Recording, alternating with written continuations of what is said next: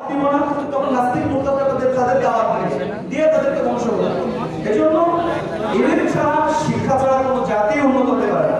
বড় বড় বিল্ডিং, সুন্দর রাস্তা আর সুন্দর গাড়ি দ্বারা একটা সমাজ সুন্দর হয় না, একটা রাষ্ট্র সুন্দর হয় না।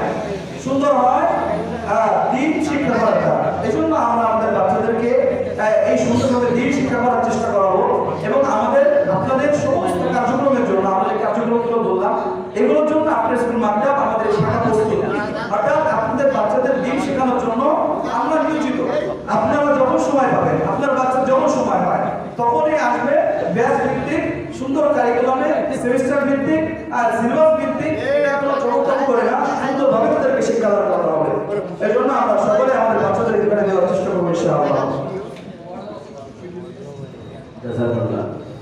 তো আমাদের যারা বয়স্ক যারা আছেন তাদের যে শিক্ষাটা হবে এটা ম্যান টু ম্যান, যার পড়া সেই বলবেন এবং যার সবক সেই দিবেন, যার সবক সেই আগাবেন। আর বাচ্চারা যারা আছে তাদেরকে ব্যাচ সিস্টেম করে ইনশাআল্লাহ। তো আলহামদুলিল্লাহ আপনারা কিছুক্ষণ অনেক ধারণা পেয়েছেন। তো এই বিষয়ে আরও যাদের অবগতির প্রয়োজন মনে করেন আপনারা সবসময় আমাদের সঙ্গে কথা বলতে পারেন। আর আপনারা মেহরবানি করে ফর্মগুলিতে আপনাদের নম্বরটা দিয়ে যাবেন, যাতে করে আমরা আপনাদের সঙ্গে কন্ট্যাক্ট করতে পারি এবং আমরা যেন সকলে মিলে এই কোরআনের পথে আমরা এগিয়ে যেতে পারি।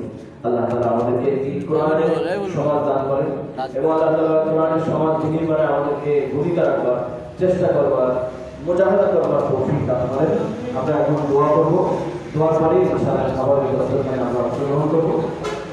আমরা এবার দুরূদ শরীফ এবং সূরা ফাতিহা শরীফ সহ 3 পাঠ করি।